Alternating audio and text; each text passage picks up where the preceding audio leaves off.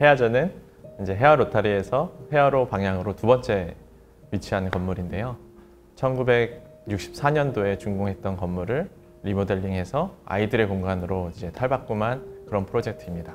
57년 된 타일의 오래된 타일의 파사드를 보존하면서 증축하고 탈바꿈했다라는 게 이제 가장 특이한 부분인데요. 처음에 사실은 이 오래된 건물을 마주했을 때 주변 건물들은 다 새로 바뀌고 치장되고 밝은 분위기였는데 이 건물만 유독 마치 대로변에서 버려진 것처럼 이렇게 허름하고 낡고 뭔가 어두운 분위기였어요. 이걸 어떻게 바꿀 수 있을지 되게 고민을 많이 했었는데 상업시설이 아니라 관공서의 부속 용도로 사용됐기 때문에 오히려 더 잘 보존되고 유지되지 않았나 이런 생각을 하게 되었습니다. 보존하는 걸 결정하는 데까지는 시간이 오래 걸렸지만 보존을 결정한 이후에는 모든 이 설계 프로세스는 되게 순탄하게 진행된 편입니다.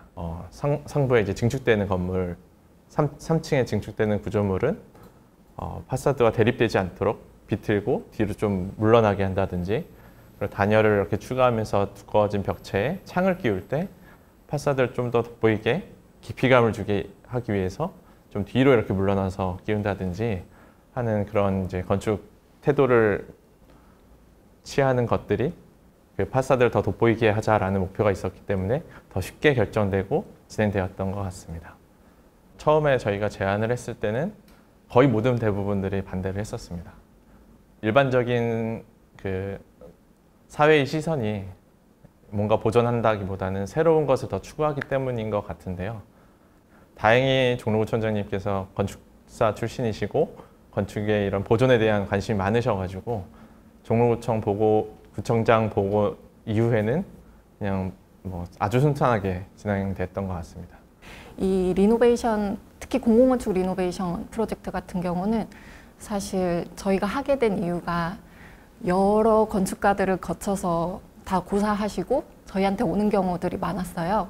워낙 그 설계비도 적고 그 해야 되는 양들은 많았기 때문에 이 해야전 같은 경우도 저희가 기존 건축물의 도면이 전혀 없었기 때문에 현황도를 다 일일이 가서 실측해서 그리고 그걸 바탕으로 이제 설계를 하게 된 경우여서 되게 소중하게 생각해서 또 작은 일에도 좀 더 열정을, 의미를 부여해서 저희 눈에 봤을 때 조금 아쉬운 점들이 있지만 그래도 외부에서 좋게 봐주시고 또 잘 사용하고 계셔서 되게 의미가 있는 것 같습니다. 사실 해야전 완성되고 한 1, 2년 뒤에 이제 이야기를 들었는데 전임 종로구청장이 종로구에서 가장 좋아하는 건물 2개를 뽑았는데 그중 하나는 인동주문학관 그리고 해야전이라고 말씀을 해주시더라고요. 그래서 저희 같은 경우는 어린이 시설을 많이 하다 보니까 다 지어진 다음에 우리가 설계한, 우리가 의도한 공간에서 아이들이 이렇게 뛰어노는 모습을 봤을 때 그때의 보람이 가장 큰 것 같습니다. 젊은 건축가가 이제 뭔가 어느 프로젝트를 꼭 하겠다라기보다는 한 분야의 전문가는 되어보자라는 목표도 조금 생겼었고, 그래서 지금까지 8번째 어린이집을 설계하고 있는데요. 건축은 삶을 담는 그릇이다 하는데 어린이집은 미래를 담는 그릇이 아닌가라는 생각을 합니다.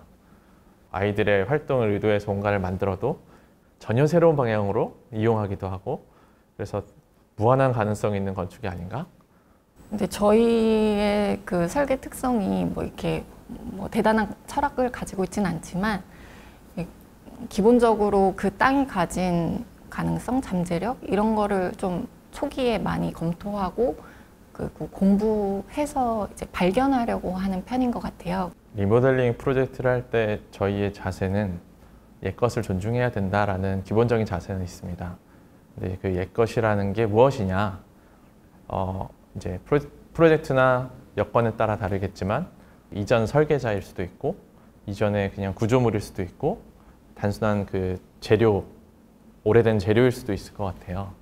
해야전 같은 경우는 설계자가 유명했거나 혹은 대단한 공법으로 지어졌거나 역사적인 가치가 있는 건물은 아니었습니다. 다만 그 타일의 재료가 57년 동안 그 자리에 그냥 있었다. 과거에는 흔히 쓰이던 재료지만 지금은 그 타일을 구하려고 그러면 구할 수 없는 재료다. 거기에 저희는 의미가 있었다고 생각을 했어요. 시간성이 축적되어 있고 그 시대성이 좀 있는 재료이기 때문에 저희는 그걸 보존하려고 노력을 했던 것이고요. 또 경우에 따라서는 시간이 지나면서 이렇게 마감재가 계속 덧붙여지고 축적되는데 그걸 덜어내면서 옛날의 모습을 좀 더 드러나게 했던 그런 프로젝트들도 있습니다. 지금까지는 개발의 논리로 계속 뭔가 도시가 움직였는데 사실은 이게 되게 매력적인 그 경관들은 예를 들면 이제 경복궁 뒤에 이제 고층 빌딩들과 뭐 이 종로구가 가지는 그런 매력이 분명히 있잖아요. 서울이 가진 정체성일 수도 있고 이제 그 시간들이 한 프레임 안에 들어올 때 그 감동이 되게 큰 것 같거든요. 근데 저희가 지금 사무실 있는 강남도 사실은 10년 단위로 계속 새롭게 바뀌는 것 같아요. 아쉽더라고요, 개인적으로. 그런 시간들의 축적이 이루어지는 게 아니라 그냥 한 번에 갈아엎고 다시 세워지는 그런 것들이 뭔가 보존하고 보관하겠다는 거창한 그런 것보다는 이게 시간에 축적돼서 좀 더 삶을 풍요롭게 만들면 좋겠다, 경관을, 도시 경관을. 그런 생각으로 좀 보존 쪽에 관심을 많이 두는 것 같습니다.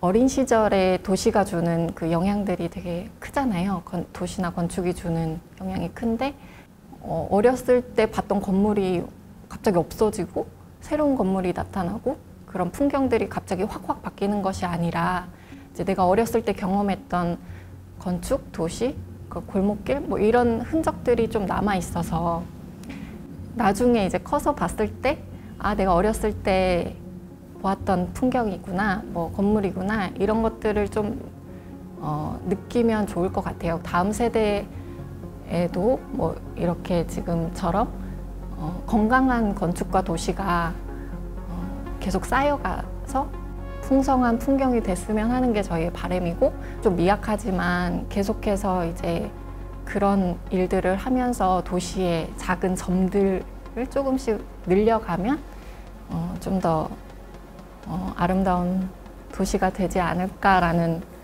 꿈을 가지고 있습니다.